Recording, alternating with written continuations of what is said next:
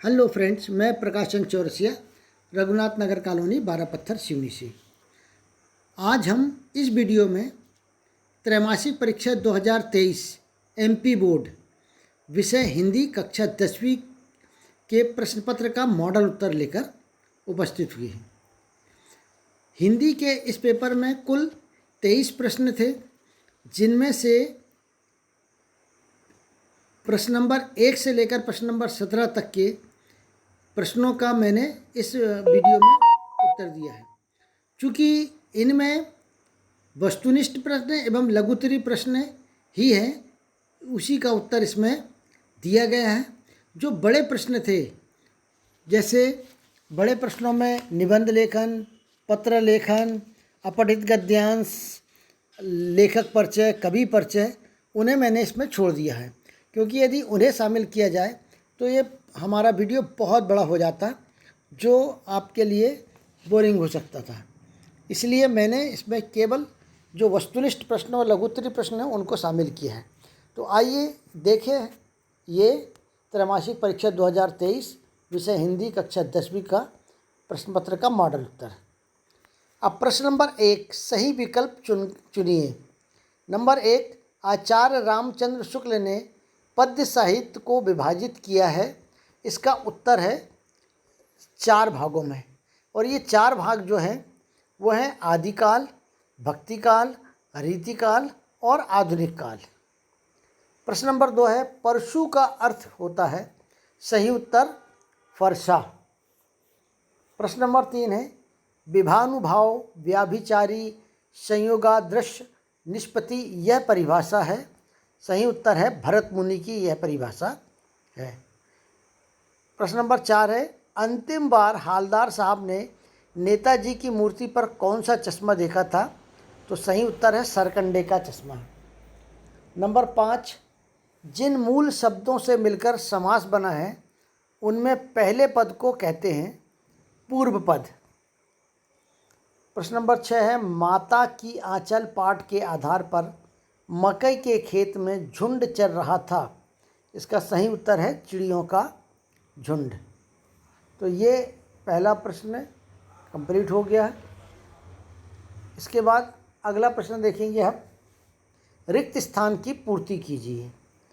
पहला है, तुलसीदास जी रामचरितमानस की खालिस्तान भाषा में रचना की थी, तो इन्होंने अवधी भाषा में रचना की थी। प्रश्न नंबर 2 है, आश्रय की बाह्य शारीरिक चेष्टा को खालिस्तान कहते हैं, तो अनुभाव कहते हैं। तीसरा प्रश्न नंबर है, विस्तृत कलेवर वाले काव्य को कहते हैं, तो विस्तृत कलेवर वाले काव्य को महाकाव्य कहते हैं। अगला है, दिल्ली चलो का नारा किसने दिया था?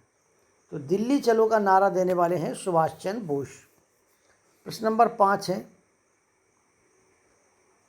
किसी खालिस्तान वाक्य के किसी क्रिया के करने या होने की सामान्य सूचना मिलती है? उत्तर विधानवाचक वाक्य में। प्रश्न नंबर 6 है, भोलानाथ और उसके साथी अमोले को घिसकर खालिस्तान बजाते थे, तो शहनाई बजाते थे। प्रश्न नंबर 2 वस्तुनिष्ठ प्रश्न है कंप्लीट। इसके बाद प्रश्न नंबर 3 है, सत्य असत्य लिखिए। सूरदास के पद में तेल की गगरी श्री कृष्ण को कहा गया है, ये असत्य है। नंबर 2 है, संचारी भाव की संख्या 35 होती है। नहीं, संचारी भाव की संख्या 33 होती है, इसलिए यह जो लिखा है ये असत्य है। बाल गोविंद भगत मंझले कद के गोरे चिट्ठे व्यक्ति थे, ये सही है। इसके बाद है, लेखक ने मैया के आंचल को प्रेम एवं शांति के चंदोबे की छाया कहा है, ये सही है। प्रश्न नंबर 5, वाच्य 4 प्रकार के होते हैं। असत्य। वाच्य केवल 3 प्रकार के होते हैं, और ये 3 प्रकार के जो वाच्य होते हैं, कर्तावाच्य, कर्मवाच्य और भाववाच्य। इसके बाद है, लेखक शिवभूषण शाह के पिता आटे की गोलियां मछलियों को खिलाते थे, ये असत्य है। अब सही जोड़ी बनाइए। इसमें भृगुकुल के ध्वज परशुराम जी को कहा गया है, क्योंकि परशुराम जी जो थे महर्षि भृगु के वंशज थे। प्रश्न नंबर 2 है दोहा, ये अर्ध सममासिक छंद, यहाँ अर्थ लिखा गया है, ये अर्ध सममासिक छंद है। 3 नंबर का है कहानी के तत्व 6 हैं। कहानी के कुल कितने तत्व हैं? कहानी के कुल 6 तत्व हैं। अगला प्रश्न है निस्तब्धता का आशय क्या है? सन्नाटा। गले का हार बहुत प्रिय होना और महतारी का अर्थ माता। प्रश्न नंबर 5, एक वाक्य में उत्तर दीजिए। राम लक्ष्मण परशुराम संवाद किस घटना के कारण हुआ था? सही उत्तर इसका है सीता स्वयंवर में राम के द्वारा जब शिव धनुष को तोड़ दिया गया था, तो उनके तोड़ने के कारण, धनुष तोड़ने के कारण ये राम लक्ष्मण और परशुराम का संवाद हुआ था। प्रश्न नंबर 2 है उद्दीपन किसे कहते हैं? सही उत्तर जिस कर्म से में स्थायी भाव उद्दीप्त हो उन्हें उद्दीपन कहते हैं। प्रश्न नंबर 3 है बाल गोविंद भगत की प्रभातियाँ किस माह से शुरू होकर किस माह तक चलती थी? सही उत्तर है कार्तिक माह से शुरू होकर फाल्गुन मास तक या फाल्गुन मास तक चलती थी। प्रश्न नंबर 4 है दो स्वरों के आपस में मिलने से कौन सी संधि बनती है? तो स्वर संधि बनती है। अगला है आम के आम गुठली के दाम लोकोक्ति का अर्थ है। तो आम के आम और गुठली के दाम इसका है दोहरा लाभ। और प्रश्न नंबर 6 है हिंदी का स्मरण शिल्प में लिखा गया पहला उपन्यास कौन सा है? तो देहाती दुनिया इसका पहला उपन्यास लिखा गया है। चलिए आगे अब हम देखेंगे प्रश्न नंबर 6। अब ये लघुत्तरीय प्रश्न यहाँ पर आ गए हैं। तो रीतिकाल की कोई 2 विशेषता बताइए। वैसे रीतिकाल की अनेकानेक विशेषताएं हैं, इनमें रीतिकाल की सबसे प्रमुख विशेषताओं में से श्रृंगार प्रधान रचनाएं। इस काल में श्रृंगार प्रधान रचनाएं ज़्यादा लिखी गई थी। और नंबर दूसरी है कवि राज्याश्रय में रहकर लेखन कार्य करते थे। तो इस काल में जो कवि थे वो राजा के आश्रय में रहते थे। प्रश्न नंबर 6 अथवा नई कविता के कोई 2 कवि एवं उनकी एक एक रचनाओं के नाम लिखिए। तो पहला है अज्ञेय की हरी घास पर क्षण भर, और दूसरा है धर्मवीर भारती की कनुप्रिया। धर्मवीर भारती की कनुप्रिया, ये इनके हैं। इसके बाद अगला है प्रश्न 8 कृष्ण के प्रति अपने अनन्य प्रेम को गोपियों ने किस प्रकार अभिव्यक्त किया? उत्तर है कृष्ण के प्रति अपने अनन्य प्रेम को गोपियों ने गुड़ में लिपटी चींटी के माध्यम से व्यक्त किया। जैसे चींटी गुड़ से नहीं हटती, वैसे ही गोपिकाएं श्री कृष्ण के प्रेम से नहीं हटती। दूसरा उन्होंने और उदाहरण दिया था जैसे हारिल पक्षी कभी लकड़ी को नहीं छोड़ता, वैसे ही गोपिकाएं श्री कृष्ण के प्रेम को कभी नहीं छोड़ती। इस तरह से उन्होंने इन बातों से कृष्ण के प्रति अपने अनन्य प्रेम को अभिव्यक्त किया है। अब आगे देखिए प्रश्न नंबर 8। यहाँ पर ये बता दें प्रश्न नंबर 8 डायरेक्ट इसलिए आ गया 6 के बाद क्योंकि प्रश्न नंबर 7 में कवि परिचय है और कवि परिचय आप अपने स्तर पर देख सकते हैं। प्रश्न नंबर 8 का अथवा है राम लक्ष्मण और परशुराम संवाद पाठ के आधार पर राम के स्वभाव की विशेषता लिखिए। जब राम लक्ष्मण और परशुराम जी का संवाद हो रहा था तो लक्ष्मण काफ़ी उत्तेजित थे और राम काफ़ी विनम्र थे। तो उन्हीं का उत्तर है कि राम धैर्यवान एवं विनम्र स्वभाव के हैं। दूसरा वे मधुर वाणी में परशुराम जी से कहते हैं कि धनुष तोड़ने वाला आपका ही दास होगा, अर्थात राम अत्यंत मृदुभाषी हैं। प्रश्न नंबर 9 देखें गोपियों ने उद्धव से प्रेम योग की शिक्षा कैसे लोगों को देने की बात कही। जब उद्धव गोपियों को योग की शिक्षा देने की बात कर रहा था तब गोपियों ने इसका उत्तर दिया था। गोपियों ने उद्धव से योग की शिक्षा चंचल मन वाले लोगों को देने की बात कही। अर्थात जिनका मन चंचल है, एक स्थान पर स्थिर नहीं रहता, उनको योग की शिक्षा देने की बात कही, जिससे उनके मन की चंचलता समाप्त हो जाए। उन्होंने कहा, गोपियाँ तो एकनिष्ठ है, अर्थात उनकी पूरी निष्ठा भगवान श्री कृष्ण के अनन्य प्रेम से जुड़ी हुई है। इस तरह गोपियों ने उद्धव से योग की शिक्षा चंचल मन वाले व्यक्तियों को देने की बात कही थी। प्रश्न नंबर 9 का अथवा देख लें हम कि लक्ष्मण ने वीर योद्धा को क्या क्या विशेषता बताई। लक्ष्मण ने वीर योद्धा की क्या क्या विशेषता बताई, तो 2 विशेषताएं लिखना है। नंबर 1, वीर योद्धा कभी अपनी वीरता का बखान नहीं करते, वरन दूसरे उनकी वीरता का बखान करते हैं। और दूसरा, वीर योद्धा कभी अभिमान नहीं करते। यहाँ ये बता दे कि लक्ष्मण और जब परशुराम में संवाद हो रहा था, तो तब लक्ष्मण ने यह बातें उनसे कही थी। अगला देखिए अब हम प्रश्न नंबर 10वां, प्रबंध काव्य किसे कहते हैं?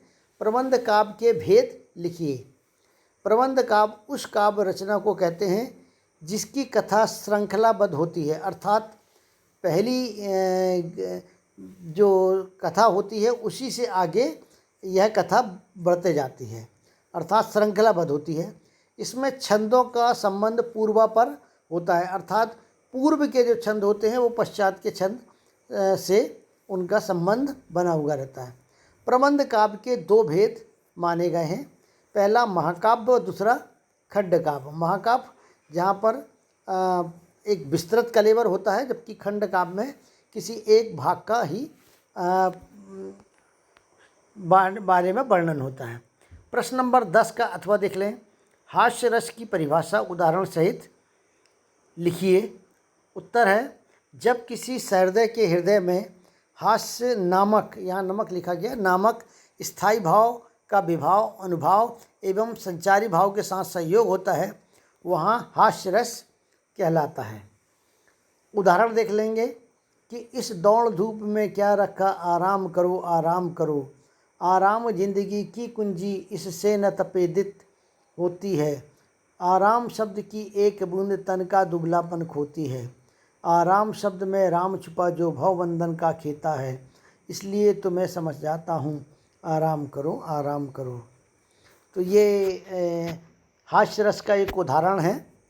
इसके बाद अब वहाँ जाए प्रश्न नंबर 11 पे, महाकाव्य एवं खंड काव्य में कोई 2 अंतर बताइए। तो महाकाव्य में समग्र जीवन का विवरण होता है, जबकि खंड काव्य में जीवन के किसी एक भाग का वर्णन होता है। दूसरा है, महाकाव्य में कई अंतर कथाएँ होती है, जबकि खंड काव्य में कोई अंतर कथा नहीं होती। खंड काव्य में केवल एक ही कथा होती है। प्रश्न नंबर 11 का अथवा देखें, चौपाई छंद के लक्षण उदाहरण सहित लिखिए। तो चौपाई एक सममात्रिक छंद है, इसके 4 चरण होते हैं और प्रत्येक में 16 मात्राएं होती हैं। उदाहरण के रूप में देखें, मुनिपद कमल बंधु दो भ्राता, चले लोक लोचन सुखदाता, बालक वृंद देखी अति शोभा, लगे संग लोचन मनु लोभा।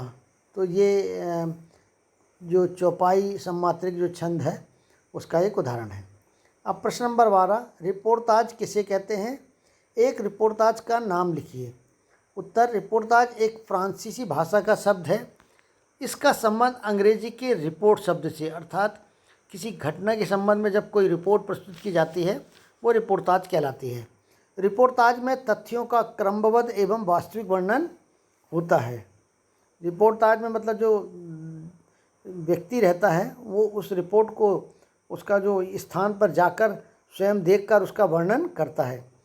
इसमें तथ्य परख पर बल दिया जाता है, कलात्मकता पर नहीं, अर्थात जो बिल्कुल यथार्थ है उस पर बल दिया जाता है, वो कलात्मक उसकी भाषा हो इस पर कोई ध्यान नहीं दिया जाता है। रिपोर्ताज के प्रमुख जो 2 हैं, इसमें धर्मवीर भारती जिनकी युद्ध यात्रा रिपोर्ताज है, और रांगेय राघव इसकी तूफानों के बीच, ये रचना है। आगे अब हम देखेंगे प्रश्न नंबर 12 अथवा जीवनी एवं आत्मकथा में दो अंतर लिखिए। जीवनी में अन्य किसी के जीवन के बारे में लिखा जाता है, मतलब यदि हम किसी और के व्यक्ति के बारे में लिख रहे हैं तो वो जीवनी कहलाती है, लेकिन जब स्वयं के जीवन के बारे में लिखा जाता है तो वो आत्मकथा कहलाती है।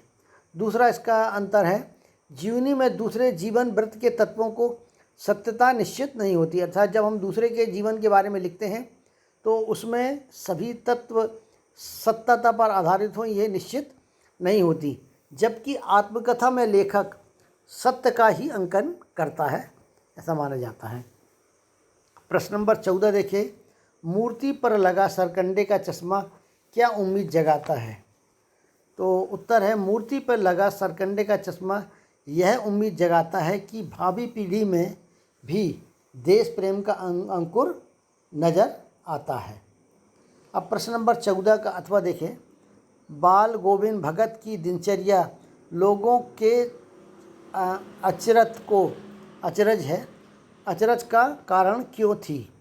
उत्तर है, बाल गोविंद भगत की दिनचर्या लोगों के अचरज का कारण इसलिए थी क्योंकि हर मौसम में, चाहे बरसात हो या सर्दी हो, उनकी दिनचर्या में कोई परिवर्तन नहीं होता था। प्रातः भोर में जाकर नदी में स्नान कर गीत संगीत में लगे रहते थे। उनके बेटे की मृत्यु पर भी उनकी दिनचर्या जारी रही और उनकी मृत्यु के पश्चात भी वो वैसे ही गीत गाते रहे। तो ये इसीलिए लोगों को इनमें आश्चर्य हुआ। अब आगे देख लें प्रश्न नंबर 15, कैप्टन बार बार मूर्ति पर चश्मा क्यों लगा देता था? उत्तर है, कैप्टन निर्धन एवं विकलांग था और चश्मे का व्यवसाय करता था और उसमें देश प्रेम की भावना कूट कूट कर भरी थी। नेताजी की मूर्ति बिना चश्मे के उसे अच्छी नहीं लगती थी, इसलिए वह बार बार मूर्ति पर चश्मा लगा देता था। प्रश्न नंबर 15 का अथवा है, बाल गोविंद भगत के मधुर गायन की विशेषता लिखिए। उत्तर है, बाल गोविंद भगत का स्वर कबीर के पद में मिलकर सजीव हो जाता था। वे बड़ी तन्मयता से गाते थे। गीत सुनकर बच्चे झूम उठते थे, स्त्रियों के होंठ कांप उठते थे और वे गुनगुनाने लगती थी। बाल गोविंद भगत हर ऋतु हर वक्त गायन में ही तल्लीन रहते थे और यहाँ तक कि उनकी बच्चे की जब मृत्यु हुई थी तब भी वो गीत गा रहे थे। तो ये उनके मधुर गायन की विशेषता है। प्रश्न नंबर 16 देखें, निम्नलिखित वाक्यांश के लिए एक शब्द लिखिए जो बात लोगों से सुनी गई हो, उसे क्या कहते हैं? किंवदंती। और कम खर्च करने वाला मितव्ययी कहलाता है। अगला देखिए प्रश्न नंबर 16 अथवा मुहावरे का अर्थ लिखिए एवं वाक्य में प्रयोग करिए। आग में, यहाँ आज लिखा गया है, एक्चुअल में आज न हो के आग में घी डालना, तो क्रोध भड़काना। उत्तर है, लाला ने अपने दोनों परिवारों की पुरानी बात बतलाकर आग में घी डाल दिया। लाला ने दोनों परिवारों को पुरानी बात बतलाकर आग में घी डाल दिया। दूसरा है, चार चांद लगना, मतलब अत्यधिक सुंदरता बढ़ाना। सौम्या की आंखों में काजल लगाने से उसकी सुंदरता में 4 चांद लग गए। तो ये 2 उदाहरण हो गए। प्रश्न नंबर 17, भोलानाथ अपने साथियों को देखकर सिसकना क्यों भूल जाता था? उत्तर है, खेलने में बच्चों की स्वाभाविक रुचि रहती थी। यदि उनकी उम्र के बच्चे खेलने को मिल जाएं तो वे सब कुछ भूलकर खेल में रम जाते हैं। इस कारण भोलानाथ अपने साथियों को देखकर सिसकना भूल जाता है। अब प्रश्न नंबर 17 जो है, अपने माता पिता के प्रति अपने प्रेम को कैसे व्यक्त करते हैं? बच्चे अपने माता पिता के प्रति अपने प्रेम को कैसे व्यक्त करते हैं? उत्तर है, अपने माता पिता से प्रेम की बातें करके, गालों में चुम्मा देकर, उनके साथ खेलकर, उनके साथ घूमने जाकर, तोतली भाषा में बोलकर अपने प्रेम की अभिव्यक्ति करते हैं। इस तरह से ये महत्वपूर्ण जो 17 प्रश्न हैं, जिसमें से प्रश्न नंबर 7 और 13 का उत्तर इसमें नहीं है। तो इन प्रश्नों के उत्तर आपके लिए बढ़िया होंगे और आपके अर्धवार्षिक और वार्षिक परीक्षा में भी सहयोगी होंगे। अपने अन्य मित्रों को भी इन उत्तरों को सेंड करिएगा ताकि वो भी अपने वर्तमान के प्रश्न पत्र को मिला लें कि इसमें कितना सही और कितना गलत है। और सब्सक्राइब ज़रूर करें। सब्सक्राइब इसलिए करें चैनल को ताकि आने वाले अन्य वीडियोस आपको सहजता से प्राप्त हो जाएं। धन्यवाद।